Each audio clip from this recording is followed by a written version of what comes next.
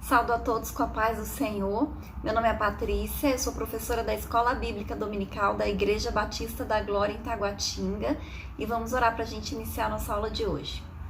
Senhor, nosso Deus e nosso Pai, neste momento, Deus, eu quero te agradecer por estarmos mais uma vez reunidos, Senhor, na Tua presença, Deus, para aprender da Tua palavra, meu Pai.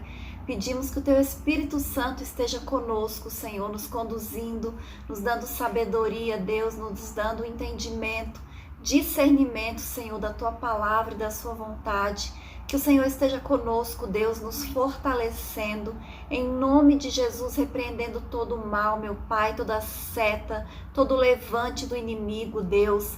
Que o Senhor venha aumentar a nossa fé e nos dar sabedoria e entendimento da Tua palavra, Senhor, e da Sua vontade, meu Deus. É isso que nós te pedimos e te agradecemos em nome de Jesus. Amém? O título da lição de hoje é a restauração nacional e espiritual de Israel. Nós vamos fazer a leitura que está em Ezequiel, capítulo 37, do versículo 1 ao 14, que diz assim: Veio sobre mim a mão do Senhor, e o Senhor me levou em espírito e me pôs no meio de um vale que estava cheio de ossos, e me fez andar ao redor deles. E eis que eram muito numerosos sobre a face do vale e estavam sequíssimos. E me disse: Filho do homem, poderão viver estes ossos? E eu disse: Senhor Jeová, tu o sabes. Então me disse: profetiza sobre esses ossos e dize-lhes: ossos secos, ouvi a palavra do Senhor. Assim diz Senhor Jeová a estes ossos: eis que farei entrar em vós o Espírito e vivereis, e porei nervos sobre vós, e farei crescer carne sobre vós, e sobre vós estenderei a pele, e porei em vós o Espírito e vivereis, e sabereis que eu sou o Senhor. Então profetizei como me deu a ordem, e houve um ruído. Enquanto eu profetizava, eis que se fez um rebuliço, e os ossos se juntaram, cada osso ao seu osso. E olhei, e eis que vieram nervos sobre eles, e cresceu carne, e estendeu-se a pele sobre eles por cima, mas não havia neles espírito.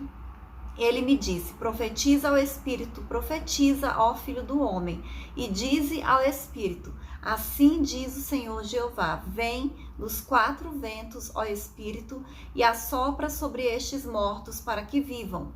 E profetizei como ele me deu ordem. Então o Espírito entrou neles, e viveram e se puseram em pé, um exército grande em extremo. Então me disse: Filho do homem, estes ossos são toda a casa de Israel. Eis que dizem: os nossos ossos se secaram, e pereceu a nossa esperança.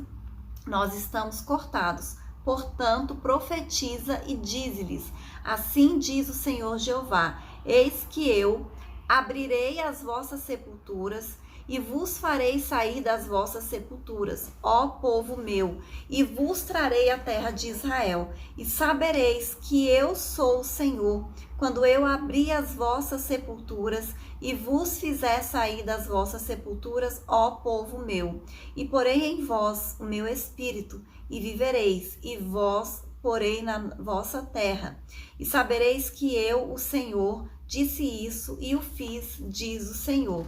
Amém? Então, essa palavra aqui é uma passagem das mais conhecidas do livro de Ezequiel, e aqui a gente vê que nós estamos esse trimestre inteiro estudando o livro de Ezequiel. Os primeiros capítulos, nós vimos que Deus trouxe para Ezequiel uma palavra, através de Ezequiel, uma palavra primeiro mostrando para o povo de Israel onde eles estavam errando, quais eram os pecados que eles estavam cometendo. E aí o Senhor diz que por causa desses pecados eles seriam castigados. O Senhor deu uma palavra de juízo para o povo de Israel. E agora nesse capítulo nós vemos que Deus dá uma palavra de restauração e de esperança. Amém? Então a gente vê aqui, através dessa visão de vales de osso seco, como Deus revela o seu poder e revela que não existe nada impossível para ele. Porque vocês imaginem um vale cheio de ossos secos, ou seja, eram corpos, né, pessoas que já estavam mortas e já fazia tempo que elas estavam mortas porque os ossos já estavam secos, não tinha mais pele, não tinha mais carne, só tinha ossos secos. E se você vê um esqueleto seco, você pode imaginar que dali vai existir vida. E aí Deus diz que ele vai trazer vida para aqueles ossos. Ele manda Ezequiel profetizar aquilo que ele estava falando, que Deus ia trazer vida ali sobre aquele exército de ossos secos. Então, quando não havia mais esperança para Israel, Deus mostra, Deus fala, Deus diz que vai levantar um exército, amém? Que Deus vai trazer vida naqueles que estavam mortos. Então Deus dá uma palavra de esperança para o povo de Israel, uma palavra de restauração. Então essa lição de hoje é um estudo sobre a restauração nacional e espiritual de Israel. A visão que Ezequiel teve no Vale de Ossos Secos, ela descreve através de uma linguagem metafórica como Israel voltaria a ser uma nação soberana, reconhecida pela comunidade internacional. E se a gente olha hoje para a nação de Israel, é justamente isso que ela é, uma nação, um país reconhecido pela comunidade internacional. Amém? O primeiro tópico, ele fala sobre o significado do Vale de Ossos Secos. Então o profeta, ele diz que o Senhor levou ele em visão a um vale de ossos secos. Então essa profecia o Senhor entregou através de uma visão que ele deu para Ezequiel. Então ele foi conduzido e colocado no meio de um vale cheio de ossos secos que estavam sequíssimos. E essa revelação é uma profecia que anuncia de antemão a restauração nacional de Israel depois de muitos séculos de dispersão, as nações onde o povo estaria espalhado entre as nações, seguido de uma restauração nacional e espiritual. Amém? O próximo subitem fala sobre o significado. Nos versículos 11 ao 14, Deus explica a Ezequiel o significado daquela visão. Então, o Senhor não deu simplesmente a visão. O Senhor deu a visão e deu a explicação daquela visão. Então, a palavra profética, ela esclarece que esses ossos são toda a casa de Israel. Então, muitos dos dispersos, eles haviam perdido a esperança e eles se sentiam totalmente destruídos. Agora imagina, você sabe que o seu país, né, o seu local que você mora, ele foi tomado por um outro povo. As pessoas, elas foram levadas como cativas, elas foram espalhadas, elas fugiram para outros povos. Qual é o sentimento que você tem diante de uma situação como essa? É o sentimento que eles tinham, né? Um sentimento de derrota, um sentimento de frustração, de que eles não tinham mais esperança, né? De que não tinha mais jeito. Então o Senhor traz essa palavra para eles. O Senhor revela, né, como as pessoas estavam se sentindo naquela época e o que elas diziam, né? Elas falavam, os nossos ossos secaram. Então significa uma ruína definitiva, ou seja, não tem mais esperança, não tem mais jeito, que a esperança deles acabou, a esperança deles pereceu. E o discurso não diz quando exatamente essa visão foi entregue ao profeta Ezequiel, mas dá para entender através do texto, né, e do contexto, que foi logo após o Senhor dar também para Ezequiel a revelação a respeito da destruição de Jerusalém e do templo. Então, logo em seguida, o Senhor já deu essa palavra de esperança também, de restauração, de que seriam destruídos porque estavam em pecado, porque estavam desobedecendo ao Senhor, mas o Senhor, ele tem uma aliança com Israel. Então ele restauraria novamente o povo e aí seria completamente diferente dessa vez. Amém? O outro subitem fala sobre as promessas de Deus. Então o mesmo Deus que permitiu, né, as feridas, ele as ligará. Isso está lá em Oséias, capítulo 6, versículo 1. O mesmo Deus que advertiu o povo, ainda nos dias de Moisés, o que aconteceria se o povo desobedecesse os mandamentos do Senhor. Eles já sabiam desde a época de Moisés o que aconteceria. Esse mesmo Deus que profetizou isso, ele promete trazê-los de volta. Então a dispersão de Israel entre as nações, ela é identificada como esse vale de ossos secos da visão de Ezequiel.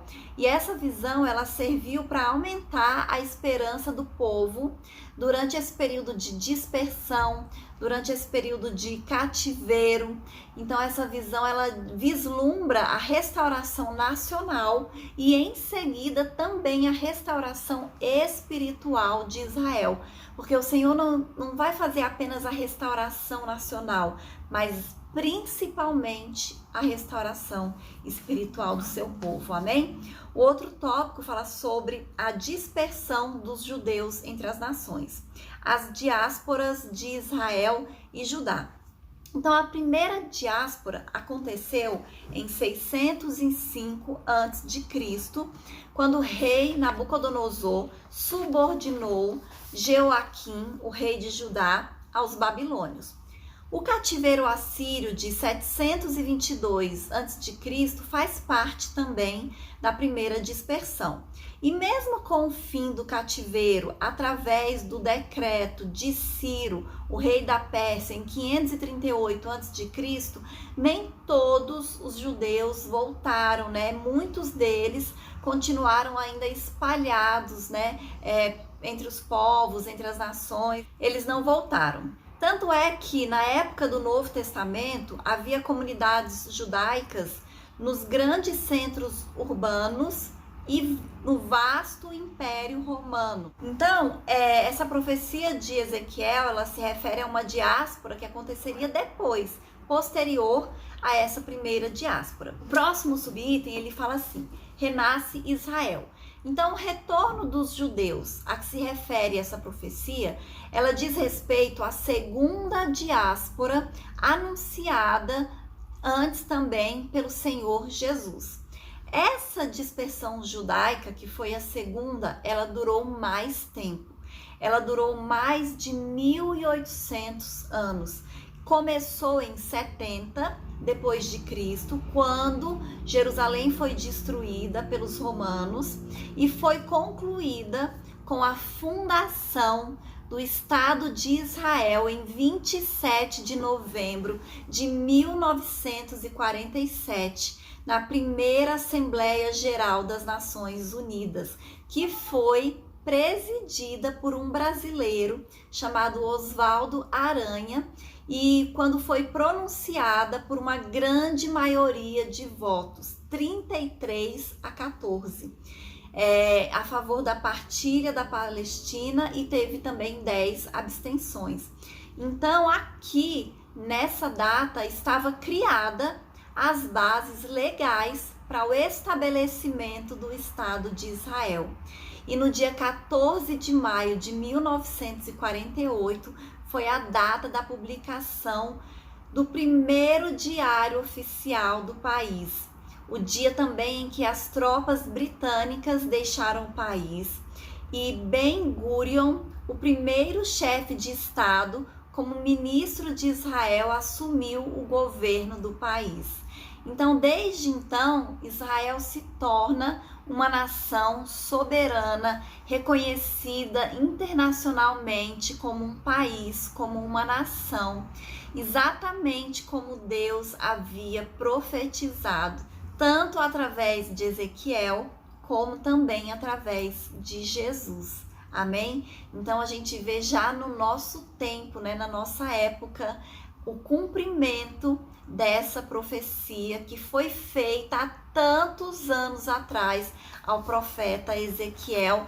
E Deus, tudo que ele faz é completo. Então, se ele começou essa restauração de Israel com relação ao Estado, com relação ao país, ele vai fazer tudo exatamente como ele disse que faria através da profecia. O próximo subitem, ele fala sobre a restauração nacional, que está nos versículos 6 e no versículo 8.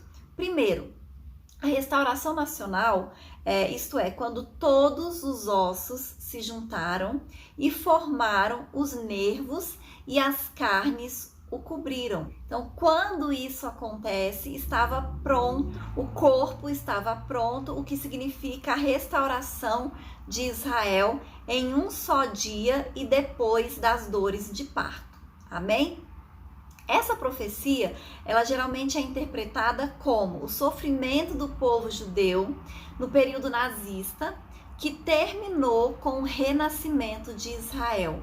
A fundação do Estado de Israel, ela é cumprimento da promessa do retorno. Amém? Quando a gente estuda um pouquinho de história, a gente vai ver a perseguição terrível que o povo judeu sofreu durante o período nazista e como eles se espalharam mais ainda no mundo, tentando escapar dessa perseguição, tentando escapar dessa morte. E depois eles conquistaram a restauração do seu estado, do seu país, e muitos judeus começaram a retornar para o seu país, ou seja, eles estão voltando para casa como o Senhor havia profetizado. O próximo tópico fala sobre o milagre do século XX, o testemunho de Deus para o mundo. Israel é uma testemunha contínua de Deus sobre a terra. As potências estrangeiras que levaram os filhos de Israel à diáspora, diz o profeta Jeremias, vão desaparecer da terra, e isso se cumpre hoje. Quando a gente olha para os povos que levaram os judeus cativos, destruíram Jerusalém, destruíram o templo, e o que esses povos são hoje?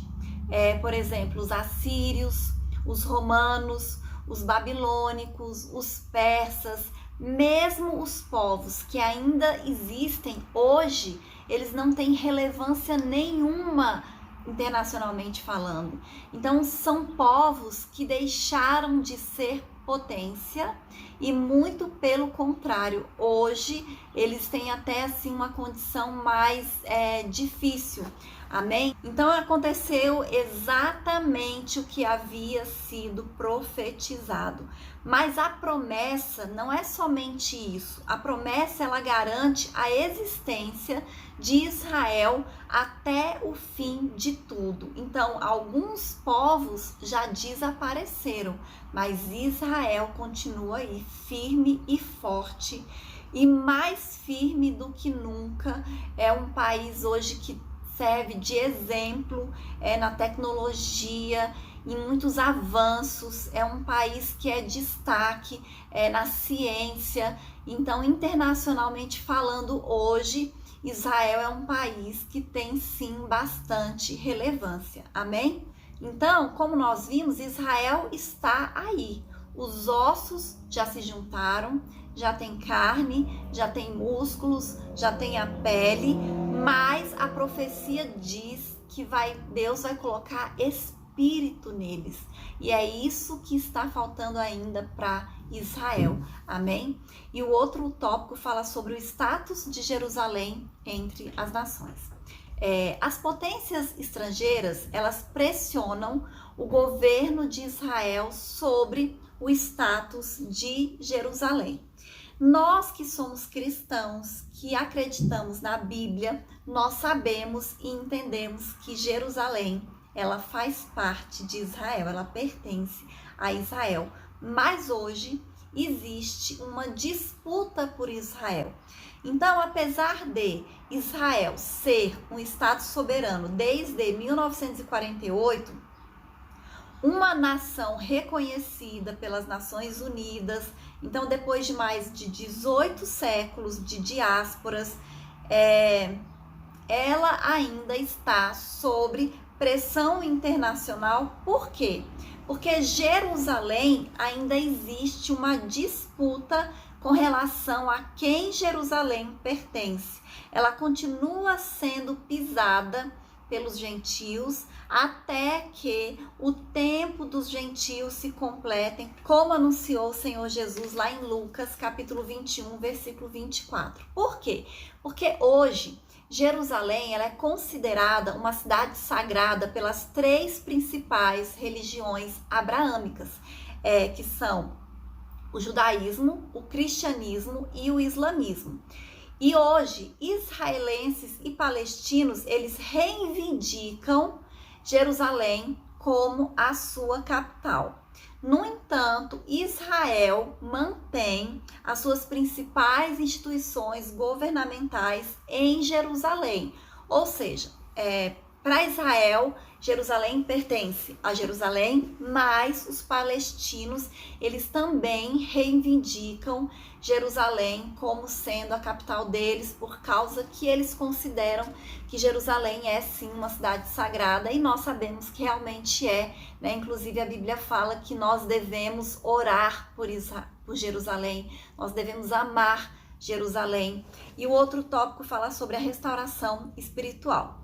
Quando o espírito de graça e de súplica vier sobre os judeus, aí ocorrerá a restauração espiritual. Então hoje eles existem como povo, eles existem como nação, ou seja, parte da profecia já aconteceu, mas falta essa questão espiritual ainda. É o que está faltando no momento para Israel. E nós devemos amar o povo de Israel e orar pela paz de Jerusalém. A Bíblia fala isso lá em Salmos 122, versículo 6, e eu vou até ler. Diz assim: rogai ao Eterno pela paz de Jerusalém. Prosperem os que te amam, ó Jerusalém. Amém? Então nós temos que orar pela paz de Jerusalém. A Bíblia ensina que nós devemos amar Israel. Então, como cristãos, deve fazer parte também das nossas orações Israel e Jerusalém. Amém? E eu vou ler a conclusão que diz assim: nem mesmo as duas diásporas dos judeus e as constantes perseguições promovidas pelos antissemitas puderam neutralizar as promessas divinas. Israel sobreviveu a todas as intempéries da vida e existe como nação soberana desde 1948. A visão do Vale de Ossos Secos revela a situação dos judeus na diáspora e, ao mesmo tempo, anuncia de antemão o poder e a misericórdia de Deus em restaurar o seu povo e transformá-lo em uma nação soberana e poderosa no meio da terra. Amém? Eu acho que não existe nada mais precioso e mais poderoso do que você ter uma aliança com o Senhor e você ter promessas de Deus. Quando Deus faz uma aliança e quando Deus faz promessas para você, essas promessas elas vão se cumprir, não importa o levante do inimigo contra a sua vida. E é exatamente isso que nós vemos acontecer com Israel ao longo da história. Como eu disse, vários povos que se levantaram contra Israel, hoje eles nem existem mais. Mas Israel continua existindo, Israel continua aí firme e forte, evoluindo, crescendo. Eles são abençoados, eles são prósperos. Por quê? Porque Deus é com eles. Deus tem uma aliança com Israel. Deus tem promessas para Israel e todas as promessas que Deus faz, elas se cumprem. Amém? Então, se você tem promessas de Deus para a sua vida, saiba que essas promessas elas vão se cumprir, mesmo que o inimigo se levante, mesmo que o inimigo te persiga, mesmo que o inimigo queira te destruir, como já tentou destruir Israel diversas vezes. A gente tem várias passagens na Bíblia que fala de povos que se levantaram para destruir Israel. E depois da Bíblia também a gente teve essa perseguição horrorosa que aconteceu contra os judeus pelos nazistas. E mesmo assim Deus livrou o seu povo, Deus guardou, Deus jamais permitiu que o povo de Israel fosse destruído. Por quê? Porque Deus é Deus. A palavra de Deus, ela é a última, ela é mais poderosa do que qualquer coisa, do que qualquer levante de Satanás, do que qualquer fúria do inimigo contra a sua vida. Amém? E essa é a lição de hoje e até a próxima aula em nome de Jesus.